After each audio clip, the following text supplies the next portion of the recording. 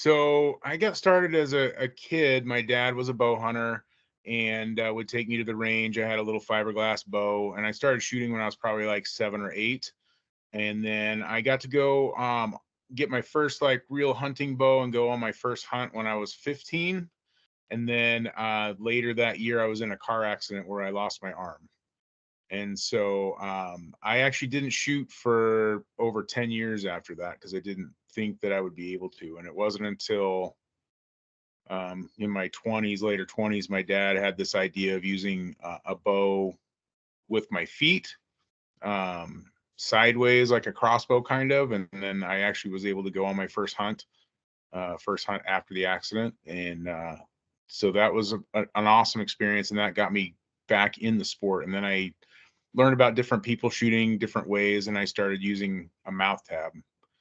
And so I started at first just hunting and practicing and shooting, and then local tournaments and 3D tournaments, and then target stuff. And so I did that for I started to get pretty competitive in the from probably about year 1999 2000 until I learned that they were going to have compound bows in the Paralympics in 2008 for the first time. And so that's when I put my target rig together and started getting ready to try and make my first Paralympic team.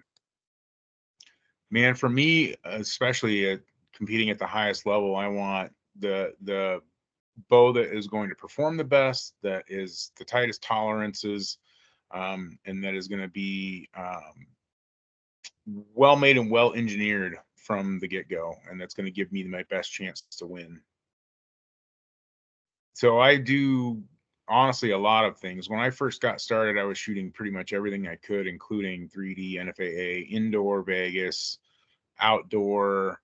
The only thing I really haven't done a ton of, and I'm going to change that after Paris, is I haven't done a lot of actual field tournaments, but I've done just about every discipline, and I've shot, with my compound with a mouth tab, but I've shot my compound with a release. I've shot my recurve with a release. Currently shoot my target recurve with a mouth tab. I've shot last season. I shot indoor bare bow. I've done a little bit of everything, and recurve. Olympic recurve has been my bread and butter in terms of international competition and success. But I even, like I mentioned, my Beijing Olympics in 08 and my first world championships, I shot a compound. So I've done a little bit of everything.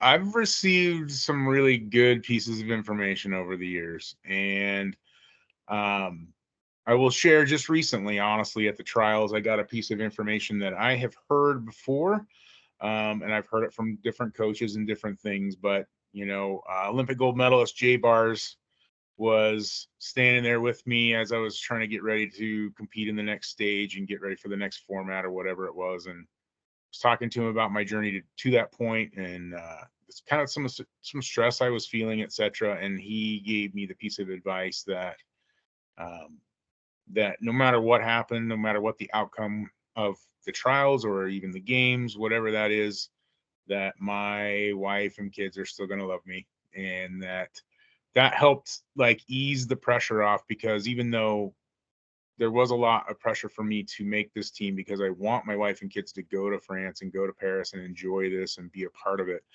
I also knew that no matter what happened, whatever the outcome was going to be, that they would still be there for me.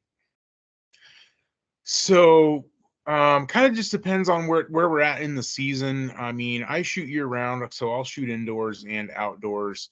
But when I'm in full outdoor season, I'm practicing probably at least 5 times a week outdoors. There's been times even in years past where I was practicing pretty much every single day. I'm a full-time teacher, and so during the school year where that overlaps with archery season, it's hard for me to get a lot of practice in because I've got to do it after school and on the weekends. But typically I'm practicing about 4 to 5 times a week, usually for anywhere from 2 to 3 hours. And so, from now till Paris, it'll pretty much be every single day, as much as I can potentially shoot. And that's as much as my body can handle. I'm getting older, my shoulder is getting beat up. And so I can't shoot quite as many arrows as I used to, but I'm going to be practicing quite a bit leading up to that. And so, during the off season or indoor season, I'll back that off a little bit. I'll usually shoot a competitive league and then maybe practice 3 to 4 times, throughout the week, and sometimes just up close stuff, blank bail, etc. But I'm trying to get my arrows in as much as possible. I can't train every day, all day, but I do what I can. There's, weather factors, of course, and the time with, I've got, like I said, a job and family and things like that, but I'm trying to do my best to, get arrows in, as many days of the week as I can, which is usually at least 5, sometimes more.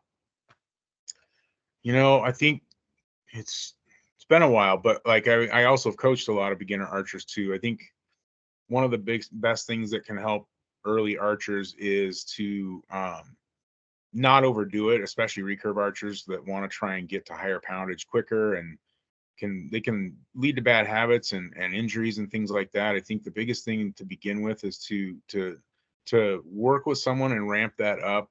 Start with a doable amount of arrows and work on perfecting form, work on perfecting rhythm, getting those things down rather than just throwing a bail out as far as you can and trying to shoot for score. Calculate, work through and figure out how many arrows that you should shoot that week with your coach. Stick to that regimen. And then the best piece of advice I can give to beginners is to just do everything and anything you can to not get down on yourself. It's not going to be perfect. It's not going to look great. And even archers like me that have decades of experience are still going to have rough days of practice and things like that. And so when you let those bad days or days that aren't going that great affect you, I think it stunts your growth and it keeps you from getting better. If you acknowledge that it's never going to be perfect and you're continually trying to get better, and you can be happy with your positives and your good shots, then you'll grow and get better and stronger and be able to perform under pressure. So I think that's a great question. And I feel like I have an answer that, again, aimed more towards the beginners, but even those that are trying to be competitive at the highest level. And for me, the thing that I think really got me where I'm at now is, in my early years especially, and even now, I try and shoot as many competitive arrows as I can, arrows that count for something. And that means things like local tournaments, leagues.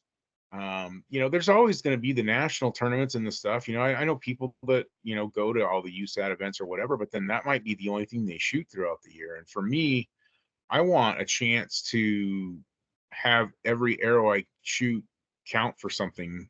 Standing on the line with my friends at league, even if we're in archery camp, right? USAT camp or something like that out of Chula Vista. I want to be trying to show that I can shoot the best and compete the best in everything I do. And that's, I think, what has got me where I am is I'm a competitive person.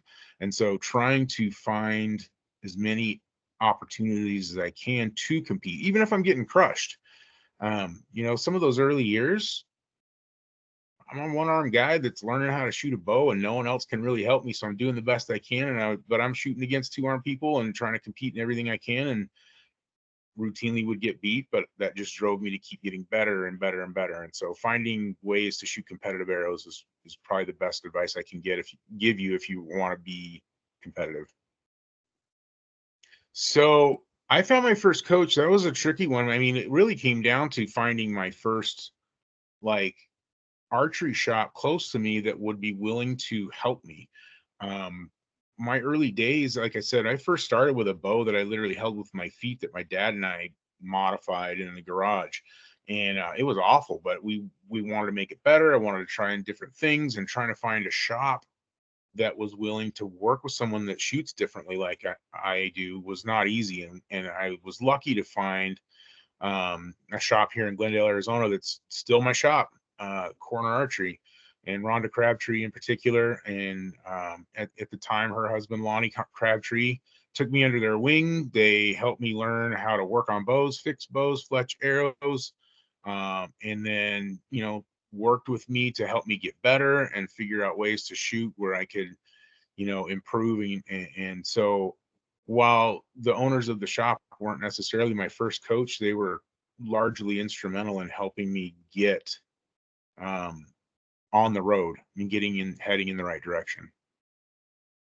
Well, because I've shot so many different disciplines, I've honestly got multiple ways of doing some of the things that I do, but I also think shooting those different disciplines has helped me perfect different types of forms for each of the disciplines, right? What the way I shoot my recurve is going to be, a little bit different than the way I shoot my compound. But ultimately, like, I think working, so identifying what works for me and writing those things down, and then following that routine, and then putting in the quantity of arrows, making sure that they're quality arrows, but putting in the quantity to perfect those muscle memory movements. And that for me includes a lot of up close blank bail type things, aiming drills, shooting for score up close, to build confidence, but then also, routinely on a regular schedule, scoring outdoors and keeping track and charting that information. So ultimately, though, I think the way you perfect your form is to have a plan, know that what you're doing is the right way, whether that's with a coach or not, and then putting in those arrows to cement that muscle memory. Well, I think the mental aspect of it is by far and away the most important. I think anyone that's competitive in archery will tell you that while the physical part is important, none of that works unless your head's working. And as someone who's competed for a long time and competed at a lot of different high-level tournaments and low-level tournaments, I can tell you that the way your mind thinks of things and works through things is a function of how you train your brain to do that. And so you've got to put in the work, just like standing in front of a blank bail, perfecting your physical form. You've got to put in the mental work too. And that right now for me includes visualization techniques before I practice, visualization techniques after I practice, some mental prep, and some tracks and things that I listen to prior to a tournament. There's lots of good books out there that I've read over the years and things like that, but ultimately it's making time to actually put that work in, because I think most people will skip that and just go to the range and shoot 200, 300 arrows and call it good. But you've got to put the mental part of it in, or else the physical part of it doesn't even matter. Yeah, so there's a couple different things that I've done. I would say probably the easiest and the best way to get started is just to set a timer on your phone for like 5 minutes. Find a place that's quiet and comfortable, and just sit and relax. Take some deep breaths and kind of just blank your mind out as best you can, and turn the timer on. And then there's a couple different things I'll do. One of the main things I do, especially before practice, is go step by step, and in my mind see myself going step by step through my shot process, from pulling my arrow out of the quiver, knocking it on the string, setting my clicker, setting my bow hand, grabbing onto my mouth tab, visualizing my aperture and the target, and getting that where I need it to be when I draw. All the steps that go with setup and alignment of my head, alignment of my shoulders, aiming at the target, looking through I go through those in my head, visually seeing those. And I do it over and over and over again. As soon as I visually see a shot leave my bow and I watch it hit the target, I visualize myself grabbing the next arrow, knocking the arrow, setting the clicker. So I go through that routine, and visualize what that looks like and feels like to make good shots, and to visualize them going in the middle before I even pick my bow up and start actually shooting it for practice. And then some other things I'll do too, either after practice or even between tournaments or between practice sessions, is to visualize my past successes. For new beginning archers, that might be a little harder to do, but you can still visualize what it would be like to win a tournament and what it feels like to shoot a good shot. And so I'll replay those moments in my mind, what I was thinking of at the time and how it worked, and visualize making those shots and putting them in the middle. And so yeah, there's a lot of different techniques, and there's a lot of good literature out there. And I have a mental coach too that I work with occasionally to help me plan out some of those things. Nope. I can't take any credit for his amazing talent. Nope, there's not a single thing that I've ever taught or talked to him about that would help him in archery. But I am fortunate enough to have known him when he was 11, 12, 13 years old and was dominating the local, 3D tournaments and indoor tournaments and things like that. And so I've known him since he was really little. And then when he started high school, it was at the same high school I was currently teaching at. And I didn't have him as a student right away, but even like his freshman year, the first week of school, one of the first things he did was come in. We already knew each other. And so he came in and sought me out. And one of the first things he wanted to do was try and start an archery club at the school with me as the sponsor. And so we started the groundwork of that, but it was kind of a summarily shut down by our principal. And so it never really went anywhere. But that was my first experience, sharing the campus with him. But then his junior year, he was in my physics class. And that was actually the year that he was scouted out for and tried out for and ultimately left for the training center in Chula Vista to be a resident athlete. So I had him, really only had him for one semester, because I had him that fall semester. And then it was, around the, holiday break in that general area where he went through that process and was invited to be a resident athlete. And so that spring of that year is when he moved away and moved to the training center. So, and ironically, that spring was also my first training camp at the training center with the para team, where I made my first international team as well. So we really, like, when it comes to like the recurve competitive stuff, we've been pretty close to parallel on some of that, which has been really cool. We both just qualified for Paris, and that was a cool moment. And I haven't had even a fraction of the success he's had. He's obviously Brady Ellison, but it's cool for me to know that I knew him before he was Brady Ellison. So man, I mean, that's hard to narrow down. I will start by just saying that, I mentioned it earlier, my goal ultimately with this was for my wife and kids to be there, be a part of it, to see me shoot live. I mean, when I started, my youngest wasn't even born and my oldest was 2.5 years old. And so they've been with me through this whole journey, but really haven't had a chance to be a part of it. And Tokyo was going to be that first opportunity, and then COVID ruined that. And so that's probably the biggest thing I'm looking forward to, is being at the games, but knowing that my wife and my kids are there also, and they're going to get to take part of that. And then just selfishly, like, I've been all over the world. I've seen the Great Wall of China. I've been to Rio and been to the Krista statue. Like, I've been to London and seen Big Ben. I've been to Stonehenge. I've done some really cool stuff, all because of archery. But one I haven't knocked out is the Eiffel Tower. So kind of looking forward to that. Maybe hopefully a picture with me holding my gold medal in front of it.